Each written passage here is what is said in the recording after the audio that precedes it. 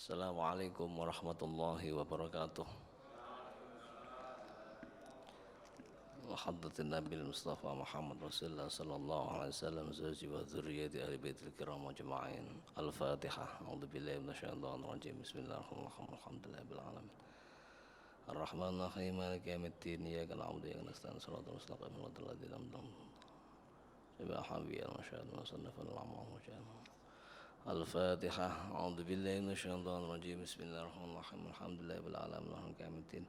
Iyyaka na'budu wa iyyaka nasta'in. Shiratal mustaqim. Shiratal ladzina an'amta 'alaihim. Jami'al lillahi wa syaikhana wa syaikhana wa syaikhana mu'allimina mu'ahidna wa alaikum mu'allimina mu'allikum satidina satidakum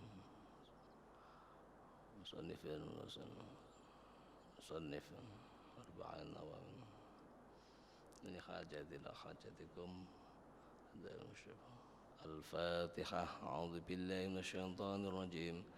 Bismillahirrahmanirrahim. Alhamdulillahirabbil alamin. Arrahmanir rahim. Maliki yaumiddin. Iyyaka na'budu wa iyyaka nasta'in. Ihdinas siratal mustaqim. Siratal ladzina an'amta 'alaihim ghairil maghdubi 'alaihim waladdallin. Amin. Alhamdulillah hamdan katsiran asyhadu an la ilaha illallah wahdahu la syarika lah. Irghaman liman jahada bihi wa kafar wa asyhadu anna Muhammadan 'abduhu wa rasuluhu sayyidul khalaiq wal bashar. Allahumma shalli wa sallim wa barik ala sayyidina Muhammadil mukhtar wa ala alihi wa ashabil ahyar. Wa ba'du hadratal muhtaramun, para alim, para sesepuh, bini sepuh, asatidah. Alhamdulillah, puji syukur dumateng Allah Subhanahu wa taala kelawan wawasan alhamdulillahi rabbil alamin. Allahumma aftah lana hikmataka wansur alaina rahmataka min khazain rahmatik bi rahmatika wa judika innaka ala kulli syai'in qadir. Allahumma shrah sadrana wa adlik bihi lisanana wa sahih bihi jasadina bihaulika wa quwwatik fa innahu la hawla wa la quwwata illa bik wa innahu la hawla wa la quwwata illa billahil aliyyil azim. Allahumma inna qad istawda'naka ma 'allamtanihi fardudhu inda hajatina ilaiha wa la tunsina fiha yawmal qiyamah innaka la tukhliful mi'ad. Arba'in an-Nawawi fi hadis sittah wa ishrina as-sadis wal ishruna an Abi Hurairah radhiyallahu anhu qala Rasulullah sallallahu alaihi wasallam wa salli ala Muhammad qala Rasulullah sallallahu alaihi wasallam Allahumma salli wa sallim alaihi.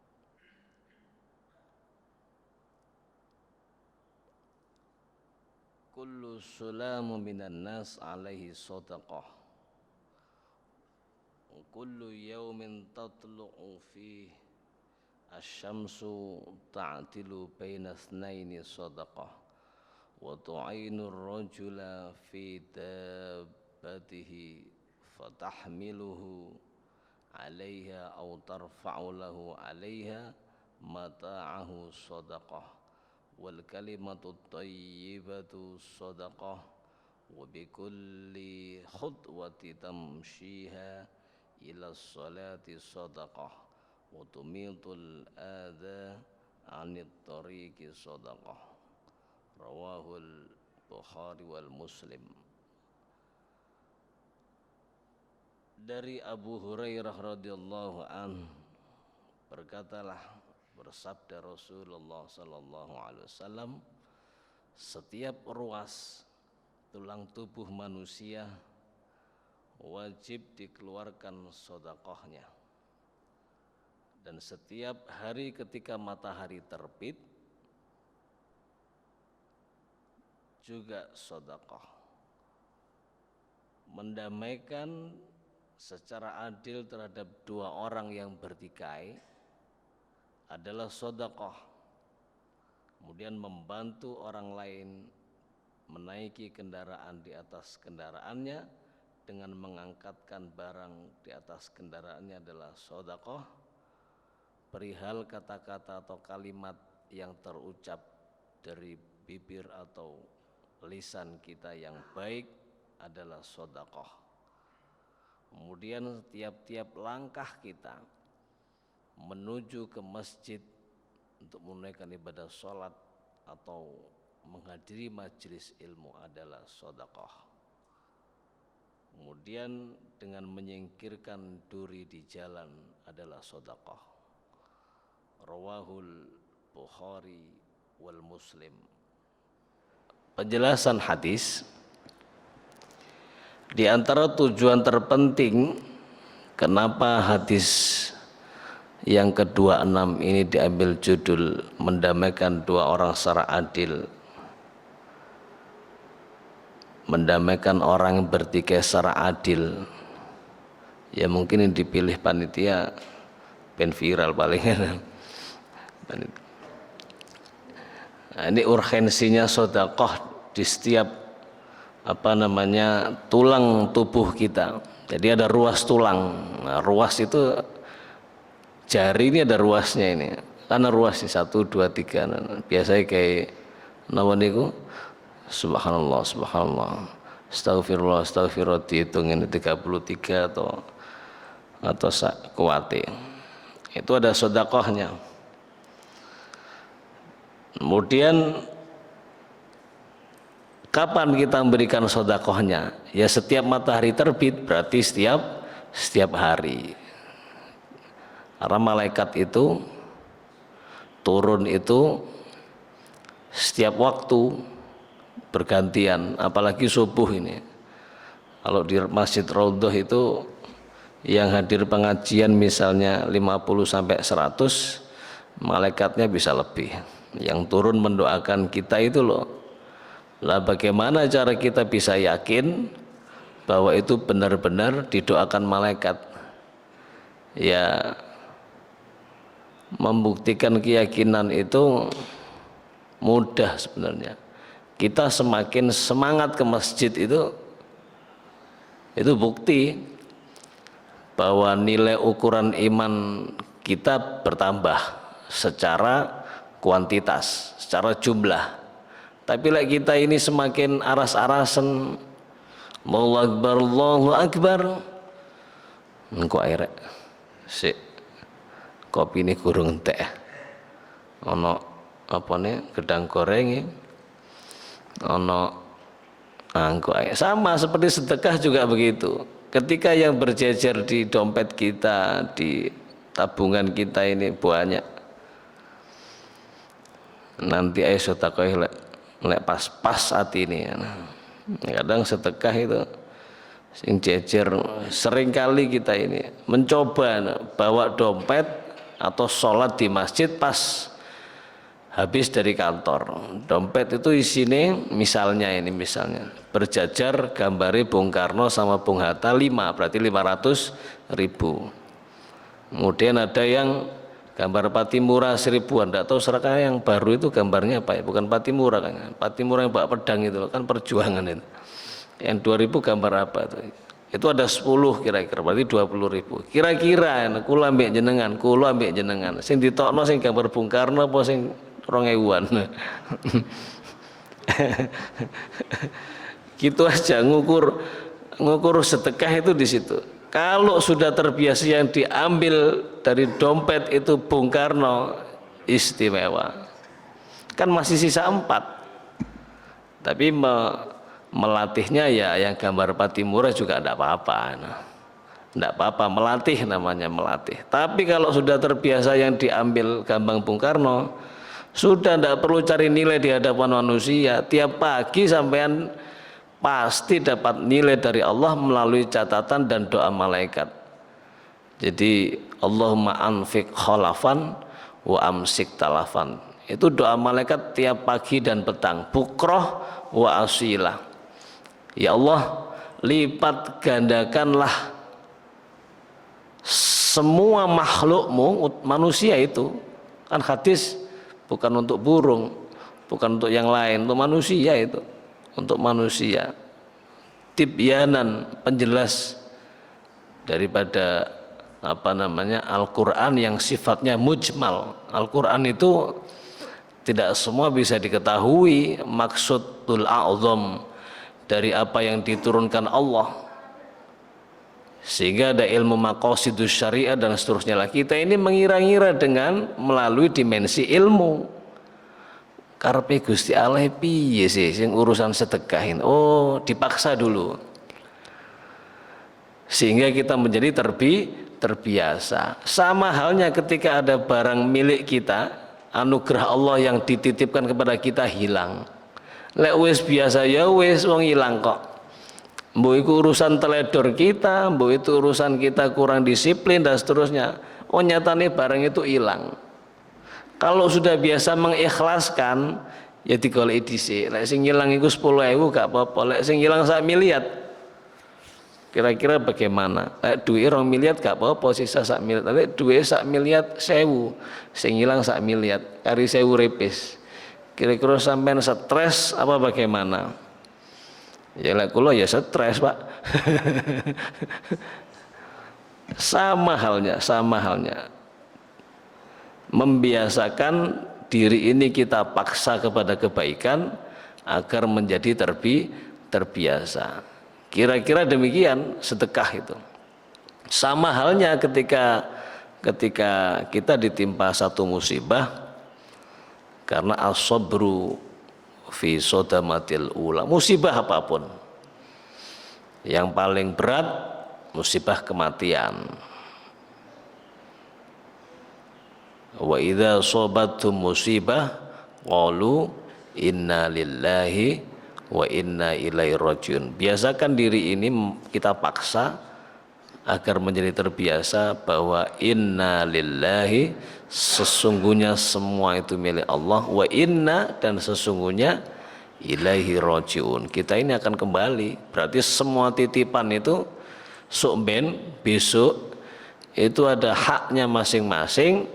Apabila kita tidak biasa mensedekahinya, ya kira-kira catatan dan pertanggungjawabannya ya agak berat. Kira-kira begitu. Duit 1 miliar sedekah mek 1.000 repis.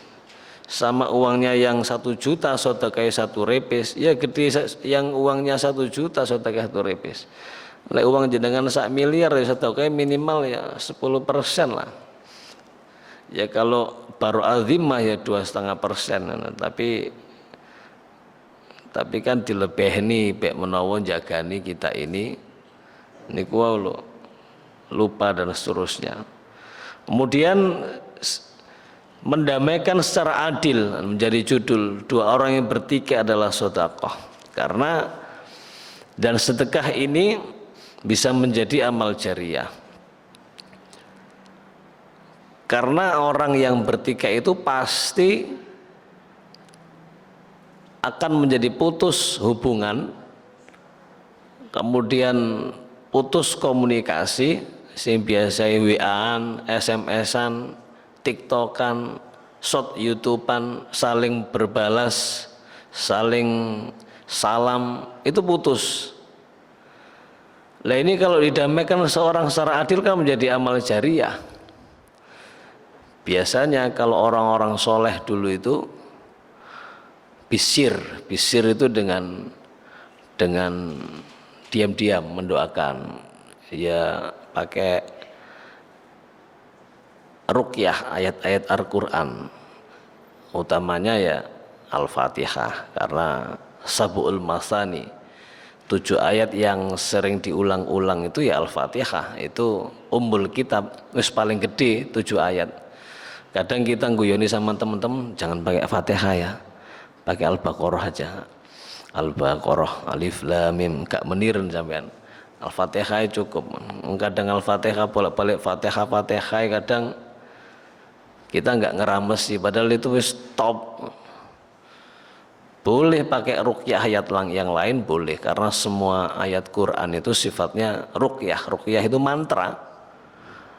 Jadi anak saya biasa kalau panas, sakit gigi ya ke dokter. Kalau panas, biasanya panas, sakit-sakit ringan.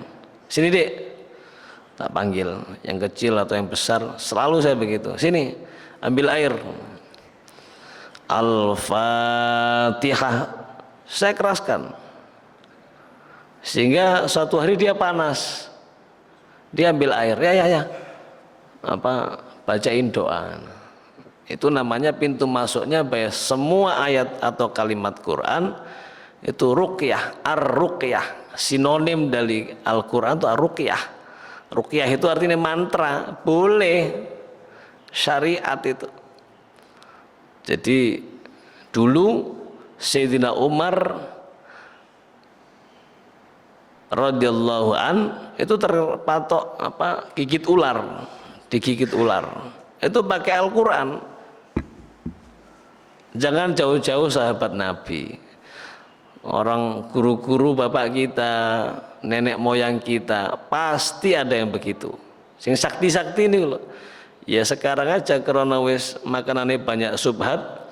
Kula mbek jenengan ini kan kakek-kakek subhat kula terutama. Mungkin sampean halal kabeh ta. Ya diakoni ana subhate kan. Boleh gak dadi sakti. Ngilang gak iso balik, Pak. Ayo sampean ngilang nisor longan. Paling sing gale bojo sampean ambek anake. Pak, lu ndelik ti bapak kak ngilang tiba. Dulu hilang bener. Bahkan ada ilmu apa itu namanya syaifi angin apa itu ilmu mukso, di sini ada, di situ ada. Di antara cerita itu Gus Dur itu begitu, duduk sakti tapi orang itu melihat saksinya banyak. Gus Dur ngobrol pas Jumatan ada. Saya punya guru hari ini begitu ada. Hunting guru. Makanya kita ini hunting guru. Karena apa? Al ilmu ya'ti wala yu'ta. Seperti ini hunting masjid itu tempat makan sujud, kita hunting, kita cari. Berilmu cari, nggak diam, nggak ngoleh ilmu teko Google ya. Google ini sarono lah. Nek somben ini ada proposal yang layak masuk surga ya Profesor Google lebih dulu hari ini akan bilang sama Allah, saya layak nggak masuk surga karena dijadikan rujukan hampir semua makhlukmu ya Allah di generasi Z ini. Mbok Google kelamin ini lanang apa wedok Google. minimal karena tidak mungkin kalau orang dulu itu menyimpan otak kita yang kurang lebih 18 miliar ya, kurang lebih 18 miliar jaringan neuron otak itu dia tidak akan berkembang di umur 18 sampai 21 bentangan umur, tinggal pengembangannya sampai menjelang atau sampai meninggal. Itu mampu menyimpan atau 18 miliar kalau tidak salah. Saya sempat membaca penelitian itu. Jadi otak manusia mulai 0 sampai 18 tahun itu ya masa keemasannya 0 sampai ada rentang waktu. Sehingga kenapa Allah kalau menakdirkan seseorang itu anak itu buta sampai dia bisa mendengar, kekuatannya yaitu fadl Allah kepada anak yang buta dan seterusnya. Yang saya lihat yang baru-baru ini anak kerudungan menang nyanyi apa itu ya karena Allah mengurangi satu nikmat melebihkan nikmat yang lain. Sama kita ini memiliki kekurangan yang banyak, tapi di sisi lain pasti Allah memberikan kelebihan. Nah, kelebihan yang kita miliki untuk menutupi kekurangan itulah kita gunakan untuk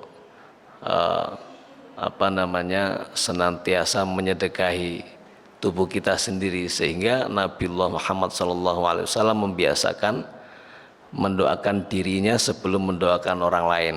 Contoh, ketika beliau mendengar sahabatnya yang meninggal, beliau pasti irhamni Allahu yarhamuhu, Allah yarhamuh biasa, tapi Nabi mendahulukan dengan bisir irhamni Allahu yarhamuhu, sayangilah daku ya Allah, semoga Allah panjenengan juga menyayangi sahabat atau saudaraku. Biasa kan begitu, apalagi saudara kita yang sudah meninggal.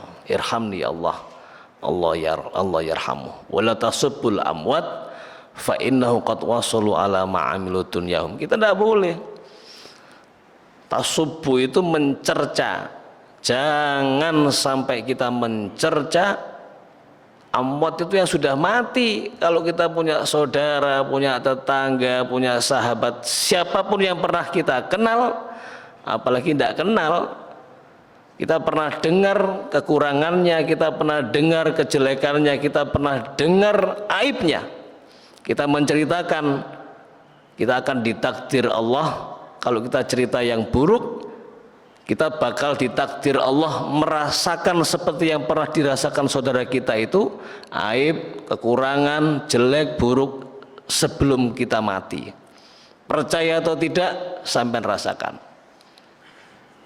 Wala tasubbul amwat fa innahu qad wasalu ala ma amilu dunyahu. Sesungguhnya dia, amwat, mereka, amwat itu orang-orang yang sudah meninggal, qad wasalu, sungguh telah sampai ala ma amilu dunyahu, ing atase semua yang telah dikerjakan dan dipertanggungjawabkan di hadapan Allah melalui malaikat mungkar nakir dulu. Nanti di yaumil akhirah baru ada pertimbangan itu dari Allah. Tapi sudah dilaporkan itu, ditanya kan, man rabbuka dan seterusnya. Jari Mudin ngono, tak pitakon ngono, boleh ono takon lain teko mungkar nakir saya tidak tahu, sampean takon Pak Mudin. Pek menawa takon nomor celonomu piro kan, sampean hafal Pak 33, kula 33, jenengan pinten Kong? Nomor sepatu sampean piro, sampean hafal kula 41. Pak Romli pinter. Nomor sepatu lu mbak menawa lu malaikat takon kopiahmu nomor piro sih sing mbok gawe nang Masjid Raudhah, kula nomor 7. Kan kita tidak pernah tahu setelah man rabbuka itu loh, kan jadi saksi nih kopiah apapun yang melekat yang kita buat baik itu. Lah bertikai inilah mendamaikan orang dengan seadil-adilnya, ini bukan yang mudah. Kalau di dalam institusi itu ada semacam negosiator. Negosiator kalau itu punya kepentingan, kalau tidak punya kepentingan di antara kita ya dengan cara mendoakan bisir tadi. Ya Allah, semoga tetanggaku yang kemarin bertikai itu jenengan satukan, sehingga ketika baginda Rasulullah Muhammad SAW itu ada wahyu Allah, engkau tidak mungkin wahai Muhammad sallallahu alaihi wasallam itu mendamaikan, menyatukan hati mereka. Walakinallaha allafa bainahum. Tetapi Allah yang akan menyatukan hati mereka. Jadi kanjeng Nabi Muhammad beliau sendiri pernah berusaha dari pertikaian satu kaum itu ingin menyatukan beliau. Tapi turun ayat itu sehingga ada doa Allahumma alif bainana wa baina qulubina wa aslih dzata bainina, ya Allah satukanlah hati kami ya Allah, bainana di antara kita ini makhluk kasar ini, wa baina qulubina, qalbuna ini lo disatukan sama Allah. Allahumma tadi kita nyuwun sampean saged bebujuan ngeten bertikai terus, Allahumma alif baini wa baina zaujati, ya Allah niki cintaku lo ya Allah, boleh sampean tuh cinta yang lain ya mesti mau tarung ae, cintamu di sini dan di sana. Lek cintamu hanya diri seseorang ya minta sama Allah. Allahumma alif bainana baina qulubina wa aslih dzata bainina. Apa artinya itu? Minimal tahu artinya. Dan perbaikilah ya Allah di antara kita. Kita ini kadang hari ini baik, lu sapa sing ngerti sok ben ditakdir elek? Kalau saya ngerti Pak, tidak ada yang tahu. Gara-gara instrumen kita dapat anugerah uang banyak dari cara-cara yang culas, ternyata Allah menakdir kita besok, lusa dan seterusnya sampai mati, naudzubillah tsumma naudzubillah, jadi jelek. Gara-gara tadi instrumen banyak duit tapi dengan cara-cara yang culas. Ternyata Allah menakdirkan kita jadi mitatan jahiliyatan wa mitatan nasraniyatan wa yahudiyatan. Jangan-jangan kita ini takdir Allah mati buruk. Naudzubillah. Kita minta perlindungan dari Allah. Makanya kita harus dekat-dekat dengan masjid, membiasakan sedekah, mendoakan saudaranya bertikai. Tapi biasanya ono dulure bertikai itu hari ini, di jalan aja atau dimanapun, sampai di kehidupan kita lah di perumahan ini. Jujur saja, ono tonggone tarung, lek kita gak cocok, kira-kira sampai ini tambah ndung ano elek apa apik? Jujur mawon. Jarno sak kapoke, jarno ajan mokong kok. Nggih mboten. Tinggal singitan teman. Wis jarno ae. Lu saya ndak tega, Pak. Walaupun saya ndak cocok, saya berusaha minimal. Walaupun gak dadi RT, gak dadi RW, ya minimal iku dipisah, ojo dijarno rek. Dipisah dan jangan memihak satu dengan yang lain. Kadang gara-gara kita ndak cocok, melok dijejek sing wis kadung lugur dijejek pisan. Wah, nggih mboten, tapi mboten tem GPG kok. Nang ngene sebelah GPG 1. GPG 2 ya padha ae.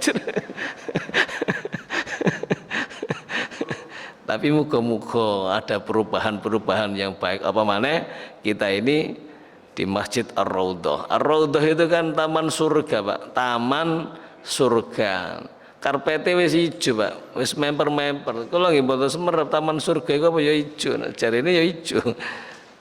Kemudian setelah itu mengangkatkan barang di atas kendaraan, seorang membantu saringan sedekah. Kemudian kata-kata yang baik, qaulun ma'rufun khairum min shadaqati yatba'uha adza. Kata-kata yang baik kita sampaikan pada diri kita, kepada istri, anak, tetangga, sahabat, itu selalu akan menjadi lebih baik daripada sedekah yang diundat-undat. Qaulun ma'rufun khairum min shadaqatin yatba'uha adza. Lu wingi lek karo aku gak mari ke acara iku, aku ngetokno duit ojo 1 miliar kakean, aku ngetokno duit pira wingi 10 juta, acara entek 11 juta, duit 10 juta dari saya misalnya, tapi saya broadcast, memviralkan, ndak akan mari pengajian wingi lek gak 10 juta atau kesakku iki. Undat-undat karepe ngono ben dakwah pengen. Tapi kalau ada unsur sum'ah dan riya, polene sing 10 juta niku gak dadi ngamal. Soalnya ono sing sakit hati gara-gara mek iso melok ndongakno, iso melok nyumbang tenaga, kupinge lara. Ya Allah, kula niki duwene tenaga tok, tapi ya wis, muga-muga dulurku sing duwe 10 jutamu sampean gantosi dadi 20 juta ya Allah. Ternyata dengan doa orang itu tadi, sing nyumbang 10 juta dikersani Allah dadi duwe iku berlipat ganda 20 juta tadi. Siapa yang tahu? Tidak ada yang tahu. Lah kita harus seperti itu. Allah memberikan anugerah kepada kita itu apapun itu yang terindah sudah. Bukan hanya terbaik, terindah. Zahiratan wa batinatan khairihi wa syarrihi sudah. Kalau sudah begitu melekat, kita ini hidup enak kok. Dompet kosong apa ono isine podo ae sudah. Yang penting lisan ini tetap muji syukur datang Allah, minimal wawasan alhamdulillah. Ini yang kita biasakan sehingga menjadi sedekah setiap ruas tadi. Kemudian membiasakan perkataan yang baik. Ya kita tetap manusia, Pak, bukan malaikat. Lek dilarang niku ya loro. Tetap menungso, aja dadi malaikat, makhluk kasar. Tapi netepi satu kebaikan yang baik itu kan tetap ada ukuran. Sama halnya ketika kita menghindari satu hal yang buruk. Sehingga saya yakin orang-orang yang menghindari maksiat, menghindari perkataan-perkataan yang buruk, dia mending diam. Jadi As-sumtu hikmatun. Kemudian kata-kata yang baik sedekah, tiap langkah untuk mengerjakan sholat, pergi ke masjid itu sodako. Kalau pakai sepeda pancal Pak Ustadz, iya sodako kan dihitung putaran itu. Seret wakai. Makanya golek sepeda sing bane cilik, Pak. Sing kira-kira sak langkah itu sepeda wis rong langkah, rong putaran gitu. Kan logika matematis, tapi kadang Allah tidak begitu. Yang penting niat, netepin niat api. Bismillahirrahmanirrahim. Allah, ya Allah, kula niat sholat subuh berjamaah. Mugi-mugi ya Allah panjenengan netepi kesayan niki ngantos ajal kula ndugi. Lah enak njaluke langsung. Mugi-mugi panjenengan netepi kesayan dateng kula niki ngantos ajal kula ndugi. Lah enak sih. Jadi niat itu sampai goyah, jangan aja menjadi wasilah. Kita tidak pernah tahu Pak, nanti esok lusa, tapi netepi niat yang hati itu penting. Karena niatul mukmin khairum min amalihi. Kenapa sih niat seorang mukmin, orang yang beriman itu selalu lebih baik daripada amal pekerjaannya? Di antaranya adalah ketika niat bojone gak ngerti, anaknya gak ngerti, apa mana tangga nih Pak gak ngerti, dulur adoe gak ngerti, sampai duwe niat api, duwe niat elek durung dicatat Pak. Lek duwe niat api pasti dicatat, itu beda nih. Apalagi mukmin, niat elek itu dicatat ketika dilakoni. Lek niat api durung dilakoni wis dicatat. Tapi jari ini guru kula, lek niat tok gak mbok lakoni jis ya tunggale akeh. Akeh tunggale. Aku niat wingi bangun masjid, pas duitku 1 miliar entek tibae. Akeh tunggale niat tok. Saya kira itu.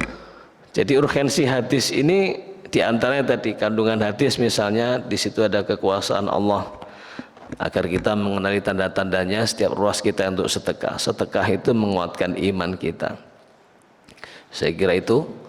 Jadi mungkin kita buka 1, 2. Kita kan lama tidak bersua Kung. Tapi yang lain aja, biasanya Kung Herman yang lain. Satu aja, 1 orang. Monggo Ustaz, monggo.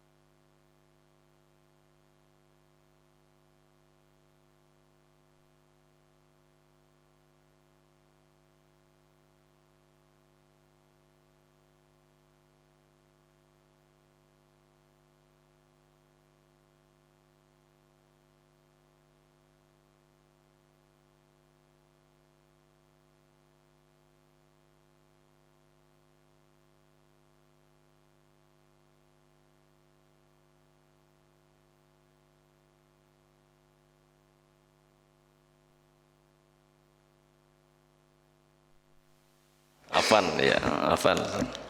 Paring asma sinten? Namanya siapa? Andi. Makasih Andi.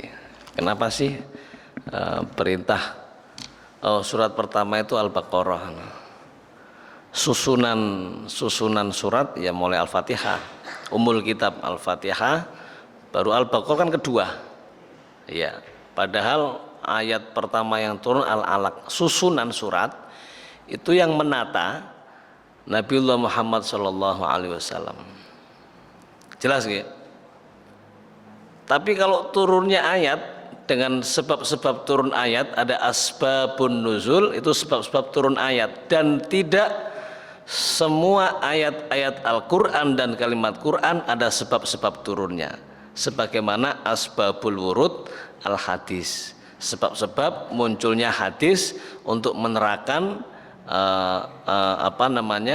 Al-Quran yang mujmal. Al-Quran itu ada yang gelondongan, tidak bisa dipahami kalau tanpa hadis itu. Kata guru saya, bangunan hadisnya 7 zis dari satu ayat Al-Quran, minimal 7. Kalau sudah 7 kuat jelas, apalagi ayat-ayat yang muhkamat. Muhkamat itu ayat-ayat yang jelas, bisa dipahami. Itu aja bangunan hadisnya 7. Maksudnya ada hadis yang menerangkannya 7. Contoh ayat iman Al-Baqarah surat misalnya berapa, itu hadisnya ono pitu Pak, minimal. Kalau di Al-Quran saya tidak bawa, tapi ini ada. Ini Al-Quran, di sini di misalnya di sampingnya ini ada muncul hadis biasanya, tapi minimal ini makna kalimat. Tapi kalau ada hadisnya biasa muncul, ini hanya 1-2. Al-Quran yang di Gramedia itu saya pernah beli 350 atau 450, itu ada hadisnya 2, itu masih kurang. Kalau kepingin mendapatkan informasi yang detail, beli sing larang-larang, beli HP sing larang pisan untuk mencari itu tadi informasi bahwa surat cinta Allah di dalam Al-Quran itu 114 surat dengan 6.666, ada yang bilang 6.665, 2 versi itu. Ya kita mau ambil mana ya, ambil sing 666 aja gampang apalane. Sementara ayat yang turun pertama Al-Alaq itu perintah, karena itu perintah. Nabiullah Muhammad ketika mendapatkan wahyu kan beliau umur 40 tahun di Gua Hira itu, setelah bertahanus ya 40 tahun. Perintahnya kan Iqra, tapi Quran turun dia tidak menggunakan bahasa Arab amiyah di mana orang Arab ketika itu menggunakan bahasa Arab. Walaupun Al-Quran itu lughatul Arabiyyah, tapi kan ada kalimat ajamiyyun wa arabi. Jadi Allah tidak membedakan. Salah satu filosofi kenapa Al-Quran turun di antara Makkah Mukarramah dan Madinah Munawwarah, di antaranya karakter manusia dan kondisi saat itu sangat dibutuhkan. Lek wis mudhun ning Jawa ya beda maneh. Wong Jawa iki wis beda. Wong Arab iku kira-kira begitu. Tapi lek dibalekno malih Allah engkang tahu, karena di antaranya Nabi Muhammad itu kan lahir di antara itu gitu. Di antara itu. Sehingga perintah Iqra itu loh Nabi sendiri tidak bisa baca kan? Sampai 3 kali. Berarti kalimat atau kalamullah Al-Quran tidak seperti bahasa Arab ansih, tidak sama Pak. Kalau sama ya pasti Nabi bisa dong, logikanya. Iqra ya Muhammad sampai 3 kali, begitu datang malaikat gigil kok Nabi Muhammad, mau baca tidak bisa. Ma'ana biqori kan jawabannya, ma'ana biqori ya Jibril. Baru ketika mula bahasa bismillah, Iqra bismi rabbik, itu pun enggak dituntun. Sehingga ada kalimat allamanil adabani Allahu fa ahsana ta'dibi. Memang Nabi Muhammad itu sebelum lahir itu sudah diciptakan Nur Muhammad. Tadi Allah sing ngersani dewi langsung diciptakan nur cahaya Muhammad. Sok ben bakalan ada khatamul anbiya wal mursalin yang lahir di dalam rahim Bunda Aminah. Ada kaitannya dengan Nur Muhammad itu. Ada kaitannya itu, seret begitu. Sehingga Allah mendidik langsung Nabi Muhammad, sehingga itu didikan yang paling baik. Seperti kita didik orang tua kita dan guru kita, yaitu didikan paling baik. Sehingga Nabi Muhammad tidak bisa baca kecuali mula bahasa bismi rabbik. Itu. Jadi ada koherensi ya. Sementara kalau susunan Al-Baqarah, Al-Fatihah, Al-Baqarah itu Nabi Muhammad SAW. Jelas ya. Nah, kemudian yang kedua apa tadi, Ustaz? Menutup aurat. Madzahibul arba'ah, banyak ayat yang menerangkan tentang nutup aurat. Jelas kalau madzhabul arba'ah mutlak, semuanya itu wajib, terutama yang perempuan. Kalau laki-laki di atas pusar sampai di bawah lutut, kemudian kalau perempuan jelas, jadi wajah ini sama kafain. Semua madzhabul arba'ah, lah kita tinggal ikut yang mana, semuanya jelas kok. Itu Pak Kures ketika Ustadz Kures Shihab, saya ini muridnya. Sampai alam golek Pak Kures kalau murid di sini. Saya muridnya, saya ketua kelas Pak, rodok gaya. Gaya itu materi tafsir kontemporer saya pilih yang ikut kuliah S2 S3. Saya pas S2-nya di UIN Jakarta, dan beliau tidak mau ngajar waktu itu, hanya gara-gara UIN Ciputat itu memaksakan metodologi hermeneutika dalam penafsiran Al-Quran. Beliau bicara di awal itu, sebenarnya saya tidak mau ngajar, tapi institusi memaksakan bahwa penafsiran Al-Quran yang selama ini bil maksur, kalau jenengan mau paham tentang tafsir, ya ulumul Quran, ya baca mulai ulumul Quran, kemudian tafsir mufassirun yang terjemah aja. Nah, di antaranya Pak Kures secara gamblang bercerita itu tidak mau ngajar karena memaksakan metodologi hermeneutika. Di antara yang menggunakan metodologi itu adalah profesor yang kemarin sempat viral itu, Nasaruddin Umar. Jadi kalau saya tahu, beliau disertasinya menggunakan itu, sehingga ketika beliau jadi wapres ya asik-asik aja. Beliau cerita tentang tulisannya jilbab itu. Memang ada putri beliau yang tidak menggunakan jilbab, ya misalnya Najwa, hanya begitu aja. Tapi beliau mauquf dalam tulisan itu, jangan salah. Beliau hanya mengutarakan antara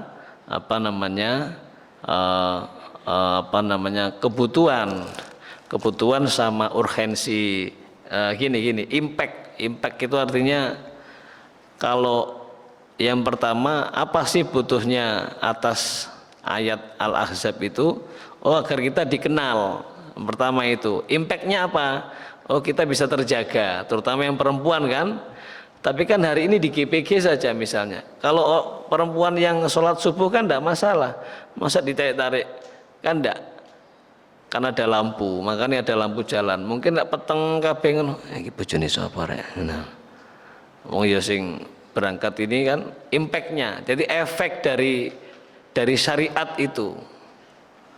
Kalau kita tidak pakai jilbab yang perempuan, kira-kira efeknya itu mata ini mata laki-laki, tapi kan yang gare perempuan kan gitu. Misalnya pergi ke masjid, istri kita tidak pakai jilbab, pakai you can see misalnya, naudzubillah min dzalik. Lah yo masjid kok arep karaoke kan nggak mungkin. Pada etika. Tapi madzhab 4 itu sepakat sudah. Kemudian kenapa kok akhlaknya ya ndak, aurat ya tetap fisik toh. Kalau akhlak itu kan ndak kelihatan kecuali kebiasaan yang dilakukan. Sama iman itu masa kelihatan sih? Kita miliki niat yang banyak. Aksiru bin niyatikum khairat, perbanyaklah niat yang banyak. Karena kita tidak pernah tahu, ternyata kita pernah niat dulu. Iya sih. Kayak sama tak dudui, kak dulu tak dudui sampean. Ning fasum itu, saya pernah punya niat baik Pak, banyak. Buktinya dadi mushola.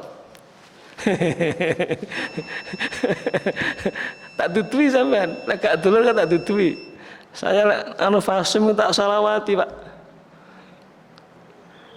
Ya lek gak dulur gak tak dudui sampean. Sehingga ketika Pak Khosin mau bikin mushola, saya bilang, ojo nanggung-nanggung, bikin masjid aja itu. Sehingga ada 2 masjid, Fasum GBG 7, Fasum GBG 8. Ya itu sekilas info saja. Tapi sesungguhnya saya pernah niat yang baik dan banyak, tidak sedikit. Kalau yang terjadi pada diri saya begitu, tidak masalah. Itu contoh. Jadi kita ini kadang mencontohkan orang lain, contohkanlah diri kita sendiri. Kulha anadza wala taqulu kana abi wala taqulu kana akhi wala takunu kanal akhar. Enggak usah ngomong orang lain, ngomong kita saja kok. Ngomong kita saja. Kita bagaimana gitu aja. Sehingga potret kira-kira begitu. Akhlak itulah yang biasa kita lakukan. Sama iman itu bisa terukur kebiasaan yang kita lakukan tiap hari. Biasa ngaji one day one juz, hari ini tidak ngaji, kita kehutangan. Hutang seperti tidak enak itu. Biasa wirid, tidak enak. Biasa ndongakno diri dan keluarganya. Misalnya kalau putra putri, jangan hanya satu Fatihah tiap kalau dulu saya pesan ke wali murid, Bu, kenapa yugane kok mboten sholat? Jenengan nate matehai putrane. Sampun Ustaz. Setiap sholat.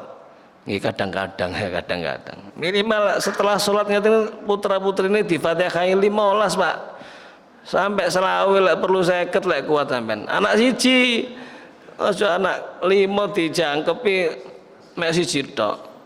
Untuk anakku nomor 1, nomor 2, nomor 3, nomor 4, nomor 5 Al-Fatihah. Oh coba satu anak 15 Fatihah minimal. Wis tak dudu sampean. Terus sampean hanya contoh yang baik, ndak usah verbal, nurut arek iku. Yakin. Saya pernah punya murid iku tak Fatihah 15, Pak. Enggak pernah murid iku urus SMP loh ya. Saya pernah ditantang murid hanya gara-gara hari ini nakal, bapak arep diantem kok aku takon, ternyata saya bilang teman saya anak Wonokromo itu hanya gara-gara anak itu tidak naik, namanya Ibrahim masih ada dia sekarang di Wonokromo buka warung kopi sama di depan UNESA itu murid SMP saya, hanya gara-gara saya suruh baca doa setelah wudhu, dia bilang liane ya Pak. Ya wis, liane saya geser terus sampai teman-temannya habis, dia tidak mau baca, aras-arasan. Pak, gak usah Pak. Akhirnya saya terpantik saat itu. Oh iya, aku lali Fatihah Ibrahim. Jadi saya merasa salah, ngajar bahasa Arab merasa salah saat itu. Itu terjadi di tahun 2000, ya kira-kira 2003, 2004. Setelah itu saya selalu Fatihah murid saya. Siji Pak. Dan ini anakku dewe Pak. Sampai juga begitu. Jangan terima satu Pak. 15 minimal. Satu anak 15. Subuh 15. Zuhur 15. Asar 15. Maghrib 15. Berarti berapa? 75. Nggak perlu 100. Ayo totowan, lek gak mandi sampean celuk jenenge Abdul Aziz Muhammad. Astagfirullahaladzim. Assalamualaikum warahmatullahi wabarakatuh.